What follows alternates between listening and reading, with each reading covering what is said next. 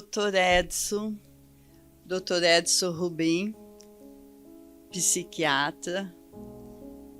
Eu agradeço demais por ter aceitado o nosso convite, por estar nessa entrevista falando sobre saúde mental.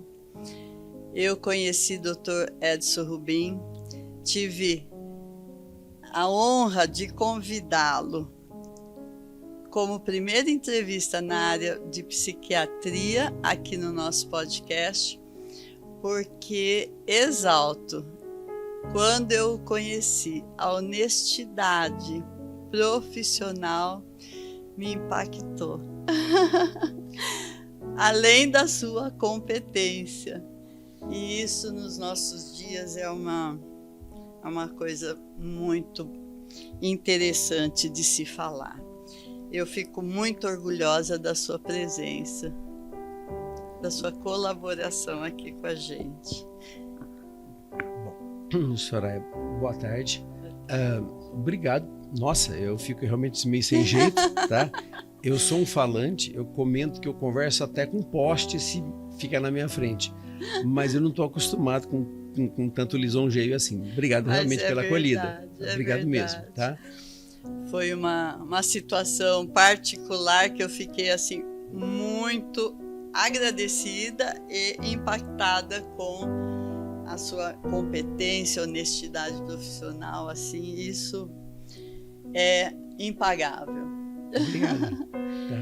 E eu queria tanto saber como que está hoje a população em termos de saúde mental, comparado com 40 anos atrás. Eu estou com 63. Então, se o senhor fizer esse paralelo, eu consigo me lembrar de tempos atrás. As famílias não tinham, ou tinha preconceito, ou não tinha tantos problemas neuropsicológicos, psiquiátricos. O que o senhor tem de estatística nesse sentido? Essa questão da doença mental, vamos dizer, de antes, a doença mental atual, o preconceito e a evolução, né? A tecnologia que foi agregada, os novos medicamentos agregados, tudo forma um pool. Eu digo o seguinte, eu me formei há muito tempo atrás também, eu me formei com 22 anos e fui para o interior fazer o que a gente chamava de a medicina integral, ou seja, ver todo o paciente, né? E hoje está se batendo muito em cima disso, ou seja, da medicina do estilo de vida, ou seja, você ter qualidade de vida. Então isso é uma coisa que nós perdemos. Então nós perdemos qualidade de vida, nós teremos mais doença. Olha, é importante ressaltar isso. A qualidade de vida, se faltar, vai aumentar a doença mental.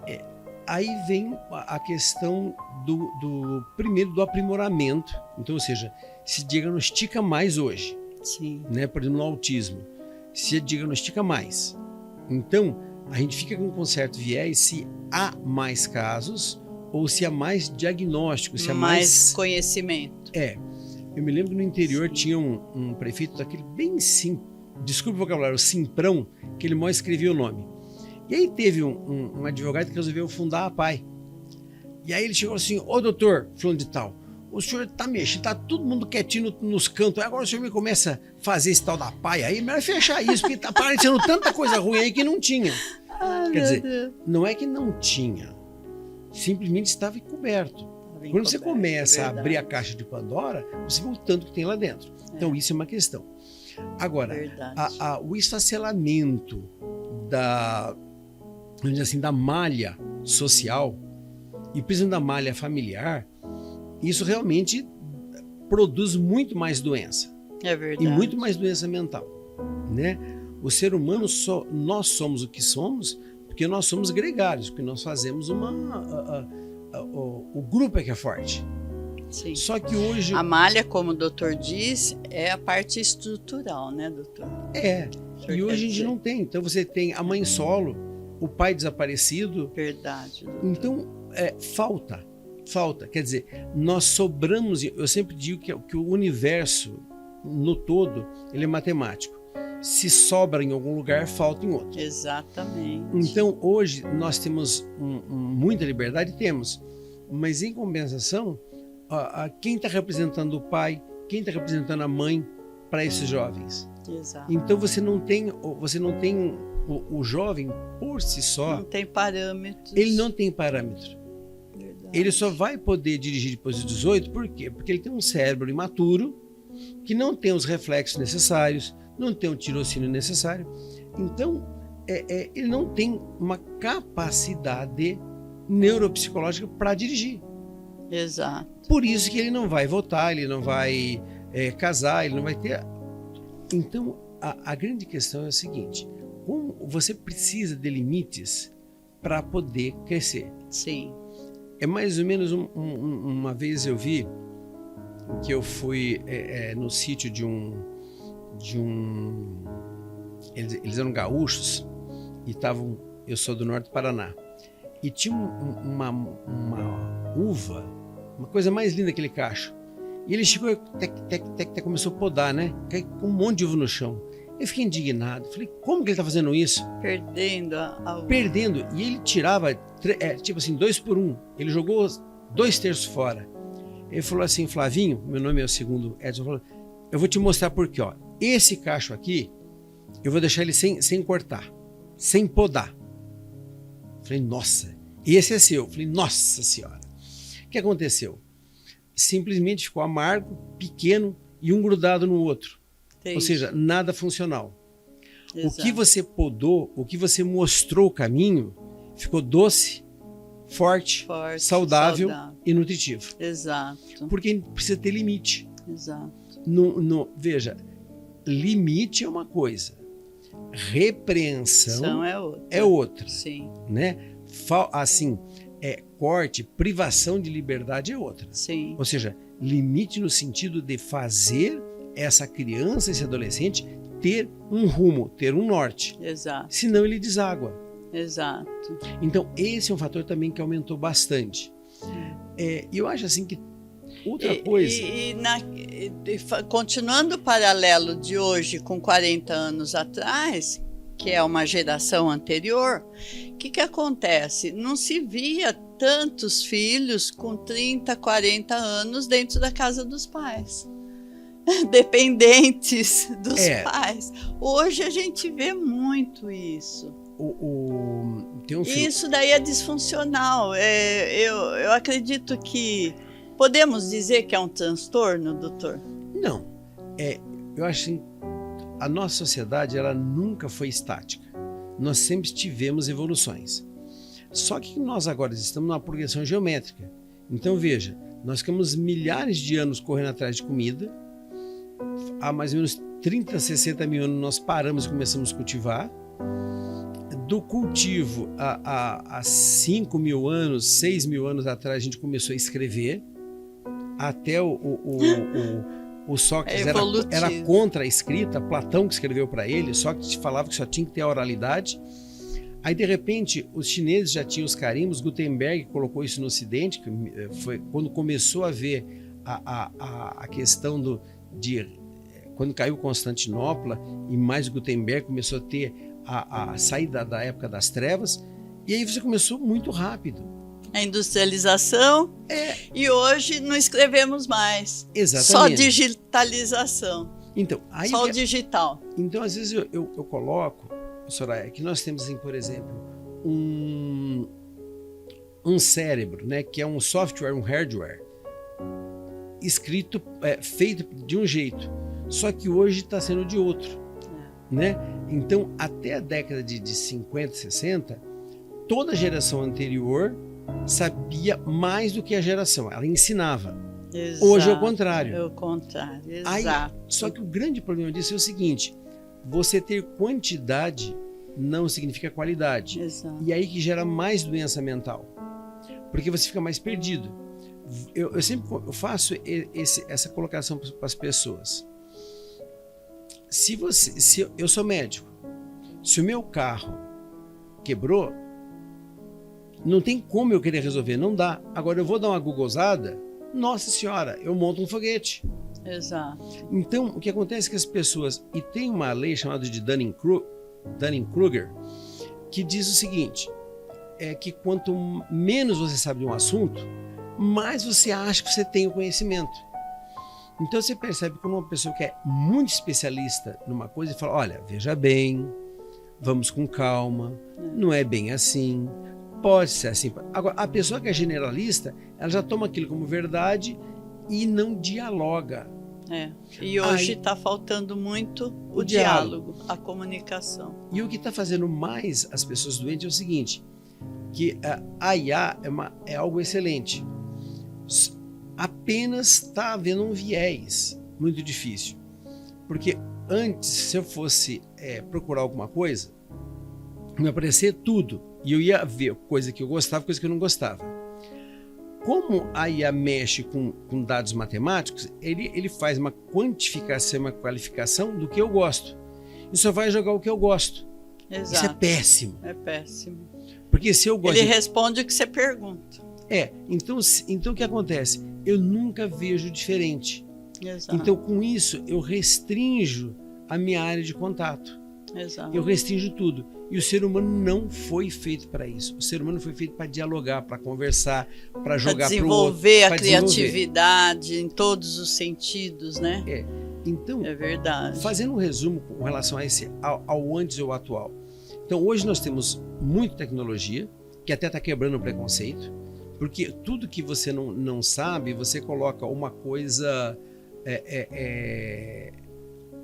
sobrenatural, né? A partir do momento que você provou, por exemplo, que uma epilepsia é um desarranjo elétrico no cérebro, parou de ser bruxaria, parou de ser um Exu, parou de ser alguma coisa. Isso é importante falar em nossa entrevista, porque realmente a falta de conhecimento trouxe para muitas famílias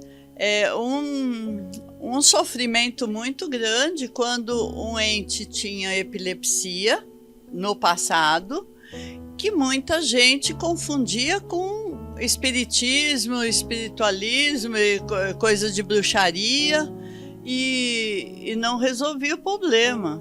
E aí também, por exemplo, o esquizofrênico, o dito louco, o demente, entravam na mesma questão. Na mesma questão, porque a esquizofrenia, a pessoa vê fantasmas onde não tem. Exatamente. Né? E aí o que acontecia? A gente vai sempre pelo método mais fácil. Na Idade Média e um pouco depois, o que se fazia? O que a sociedade achava ruim, internava. Então você tinha tuberculose, você tinha pacientes com hanseníase, pacientes que tinham de repente umas lesões como líquen, também o pessoal diagnosticava como hanseníase e ia para lá também. Os ditos loucos, né? E tudo mais, eles eram assim tirados da vista da população. Era colocado separadamente e à margem, e as famílias abandonavam mesmo, né? Porque até hoje famílias abandonam, doutor. Abandonam. Isso é terrível. Porque, veja, com essa questão do desinstitucionalizar, que realmente as pessoas, nós sempre damos um jeitinho de fazer o mais cômodo. O Brasil sempre foi um expoente em psiquiatria. Todas essas colônias grandes aí eram centros de referências mundiais em psiquiatria. E até hoje. Que legal. O problema é que foi se desestabilizando, tirando verba, e aí virou um depósito de gente terrível. Abandonada. Entende? Misericórdia. Então nós temos que separar esse joio do trigo. Então o preconceito vem disso. Porque como não havia tratamento, não havia medicamento, então é como se fosse ser uma pessoa... Antigamente se falava, era uma pessoa leprosa, que tinha que ser isolado. Hoje, com os recursos que se tem, nossa, modificou muito. Vamos falar hoje, Dr. Edson Rubim é coordenador da psiquiatria do Hospital Beneficência Portuguesa em Bauru e o senhor está desenvolvendo ali um método muito humano que eu tenho sabido disso. Ele não gosta de elogio, mas é verdade. Veja, houve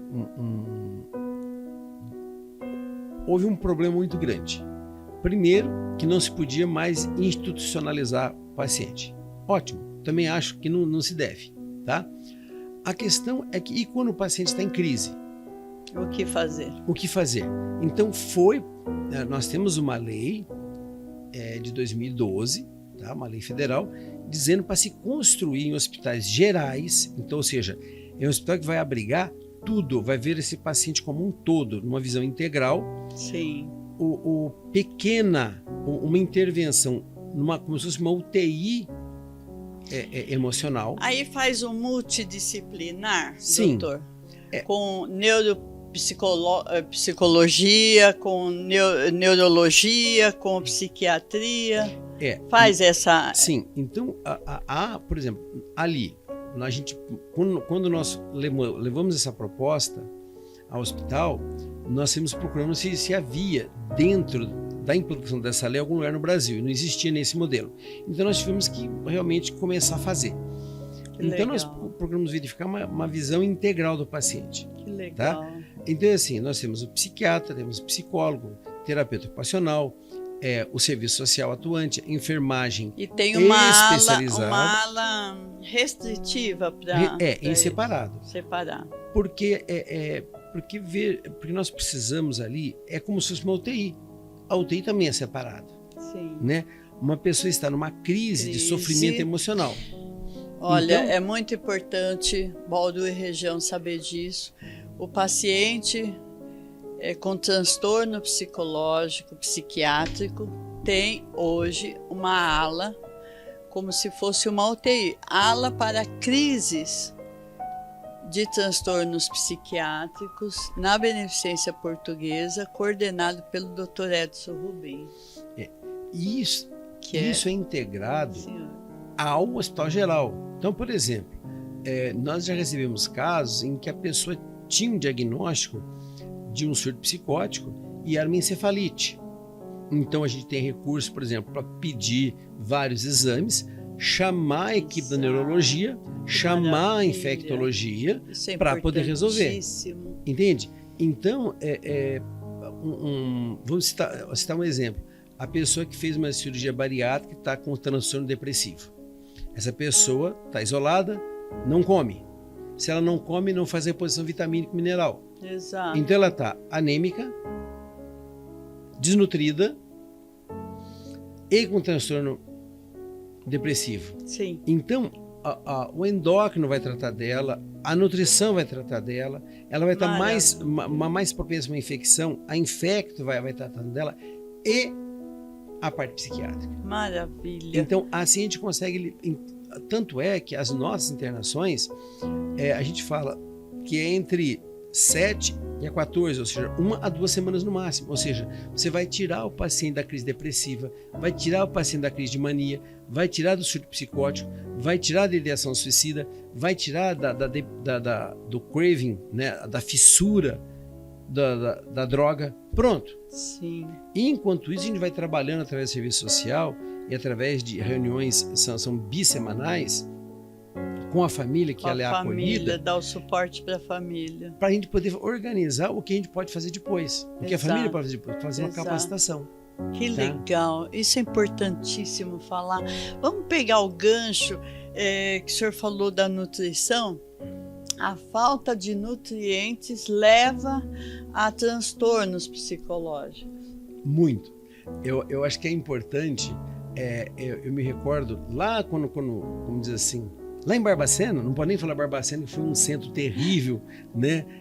Que houve muita pessoa institucionalizada.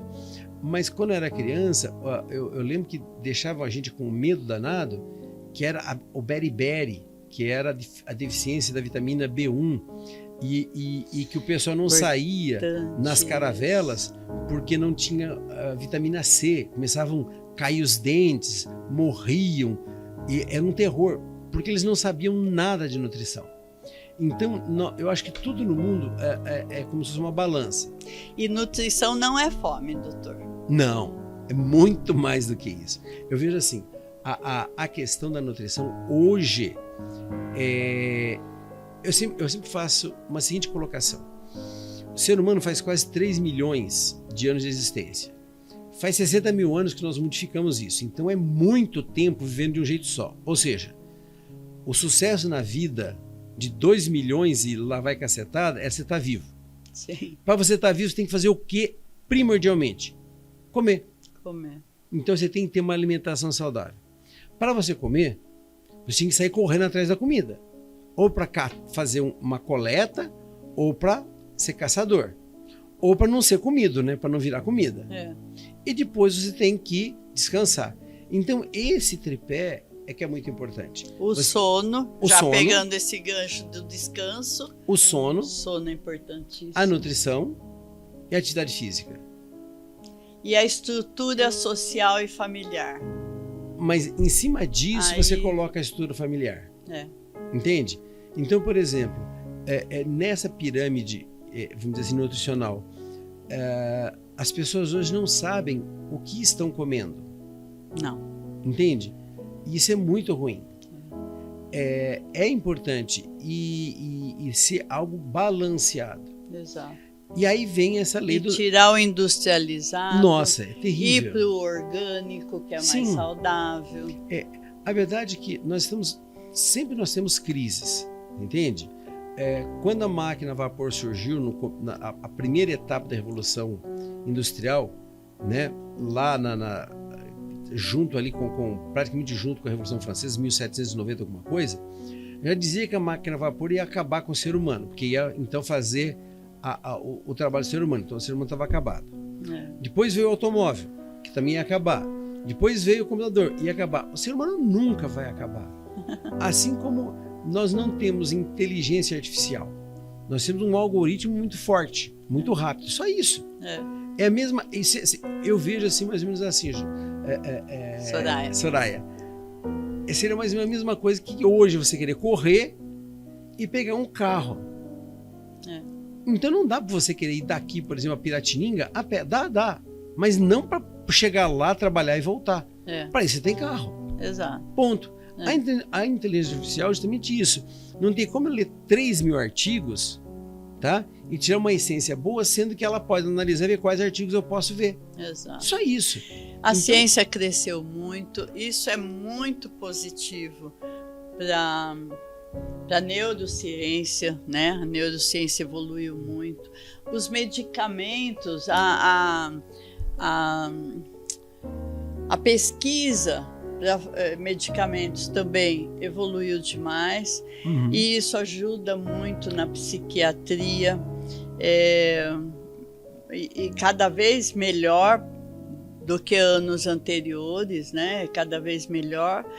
E essa interatividade com o neuropsicológico da pessoa, o psiquiatra, então ele tem mais acesso a uma multidisciplina para trabalhar junto, e isso em nossa cidade está sendo muito desenvolvido pela sua coordenação, inclusive. Então é importantíssimo todos saberem que hoje existe, porque há tempos atrás, quando você internava um ente querido, você ficava... Eu acho que a família ficava mais deprimida do que o paciente, porque você sabia que você ia colocar ele lá num depósito humano de gente e você não sabia o que ele ia ser tratado. Inclusive, antigamente tinha choques, uma série de coisas que punha medo na população, inclusive, né? Hoje, com essa sofisticação de medicamentos, farmaco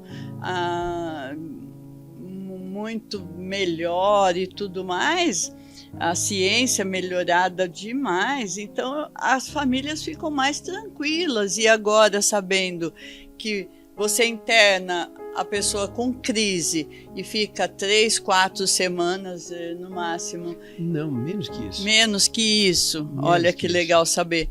E num atendimento multidisciplinar, num hospital de qualidade, e com apoio, inclusive, assistencial para a família, tudo isso, social e psicológico para a família. Então, olha, é uma informação que realmente é valiosíssima. Isso a gente foi moldando, né? Isso não é uma coisa única minha, isso é colaboração. A equipe toda, sim, sabe? A minha enfermeira-chefe, que é a Ariadne, o Leone, que é o psicólogo, né? A Flávia do Serviço Social, Mas o senhor que teve essa iniciativa junto com os colegas? Não, não. Aí é uma outra história. Eu tenho uma sócia, que é a Luciana, que é minha ex-esposa, tá? E a gente nós viemos casados para Bauru por conta da educação das crianças e separamos, mas não deixamos de ser sócios. E aí começamos a fomentar essa ideia, né? Tanto é que agora a gente tem um instituto, que é um instituto que a gente consegue pegar toda essa experiência dali, levar para a área ambulatorial e assistencial. Eu pergunto isso porque não tivemos isso no passado. Isso está acontecendo agora. Então, eu já, de antemão, já penso, essa equipe que está aí sendo coordenada pelo senhor, que está colocando isso em prática em nossa cidade, para benefício de nossa região também. E isso é maravilhoso. A ligação dos transtornos de autismo e outros transtornos com a neuropsicologia e o senhor na psiquiatria, é muito isso praticado pelo senhor, né? Sim. E isso ajuda demais, não é? Porque fica mais completo o diagnóstico, fica mais fácil diagnósticar, não é, doutor? Olha, é assim. Não digo diagnóstico, mas é uma cooperação. É mais uma ferramenta que a gente tem. Uma ferramenta, isso. Então, bravo, veja, falou certo. Nós temos uma colega, neuropsicóloga, ela é professora doutora, a Adriana, tá, que vem lá de Botucatu, no Instituto, que faz a avaliação neuropsicológica para a gente. E isso, nós fazemos reuniões justamente para poder discutir para que você precisa, né? Então isso ajuda muito, muito, muito, muito. Assim como olhar o todo, né? Eu me recordo, só para dar um exemplo bem prático, uma menina assim muito estressada, caindo o cabelo, e todo mundo que estuda para concurso quer tomar Venvance, quer tomar Ritalina, né? E eu falei, olha, qual a tua parte nisso tudo? A honestidade dele. Qual a tua parte nisso tudo? Porque você quer remédio? Agora, você lembrar que um estimulante desse é parentinho lá do ácido lisérgico, lá do LSD, do Paz e Amor, você vai tomar isso para fazer prova? Baseado em quê? Essa é a honestidade profissional que eu admiro nele, então, porque ele é direto. O senhor não gosta de ficar muito tempo com o paciente, né, doutor? Não, eu sempre vejo que é possível. Eu sempre coloco. Eu acho isso maravilhoso. É assim, senhora, eu coloco da seguinte maneira. O médico, ele tem ferramentas, tá? Uma das ferramentas é o psicofármaco. Mas eu tenho nutrição, que é outra ferramenta. Eu tenho todo o levantamento social. Maravilhoso, gente. Eu tenho uma enfermagem que vai poder trabalhar no manejo, no manuseio desse paciente, tá? Eu vou ter um terapeuta ocupacional para poder reabilitar esse paciente, eu vou ter um psicólogo para poder fazer uma série de coisas. E o medicamento. Agora, não dá para fazer igual os espanhóis chegaram aqui, né, achando que ia achar a fonte da juventude. Não tem. Eu lembro, em 90, apareceu o Prozac, que é a fluoxetina, e apareceu o Viagra, que é a sildenafila. Nossa, resolveu o problema do mundo. Não resolve, gente. Não. Então, não existe fórmula mágica. É um conjunto. E o senhor vai na raiz do problema. O senhor gosta de ir na raiz do problema para poder, então, solucioná-lo. E me fala uma coisa. O acesso. nós temos um grande problema que nem todo mundo pode ter um acesso financeiro, econômico para isso, né, doutor? Como que hoje pode se fazer, tanto na Beneficência, o Hospital Beneficência Portuguesa, como no seu instituto? Realmente, particularmente, eu falo assim que a gente paga tanto imposto que é uma maldade a gente precisa pagar plano de saúde, gente. Entende? Eu acho assim, criminoso. Mas o problema é que nós, brasileiros, somos omissos e não cobramos isso. Eu vou te dar assim. Tá vendo a honestidade então, é assim, dele, se a gente... Eu vejo assim, nós podemos ter... E a grande questão, gente, que eu gosto de falar é o seguinte. O mesmo colega que faz cirurgia dentro do Hospital da Unimed, que é realmente um hospital muito bom, tem ONA 3, é o mesmo colega que opera no hospital estadual, no hospital de base. Entende? Exatamente. A grande questão é a seguinte, lá dentro... Mas o problema é que tem um funil aqui na frente. De cada 20, 30 pessoas que precisam de uma vaga, tem uma vaga. Exatamente. Então, isso é uma questão da nossa cultura de não priorizar, assim como no mundo inteiro. Tá? E a saúde mental mais estigmatizada. Para você ter uma ideia, as estimativas são de que 20% da população mundial sofrem de doença mental. A humanidade está doente. Entretanto, só 2% da verba da saúde é destinada à saúde mental. 2% da verba da saúde. Tem um professor maravilhoso, Dr. Wagner Gattas, ele foi titular por muito tempo numa faculdade da Alemanha e agora ele é titular do IPQ, da USP. Ele mostra, inclusive ele é o consultor dessa lei a respeito da saúde mental no trabalho. Ele foi o consultor principal para ser feita essa lei. E ele mostra os dados dele. Um ano do que a depressão dá de estrago. Meu Deus, sim. É o suficiente para acabar com a fome no mundo. Sim. Entende? A fome no mundo, ou seja, você tem pelo menos 15, 20 anos de comida para esse povo. Sim. Um ano só, se não houvesse depressão. Doutor Edson Rubim, eu quero trazê-lo muito mais vezes, porque nós temos... hoje foi uma apresentação do Dr. Edson, mas eu quero ter a honra de trazê-lo para assuntos específicos, pontuais, porque é uma delícia conversar com o senhor, porque o senhor realmente, olha, sem palavras, eu fico muito grata com a sua presença. Quero de verdade estar agendando aí pelo menos do ano inteiro entrevista com o Dr. Edson.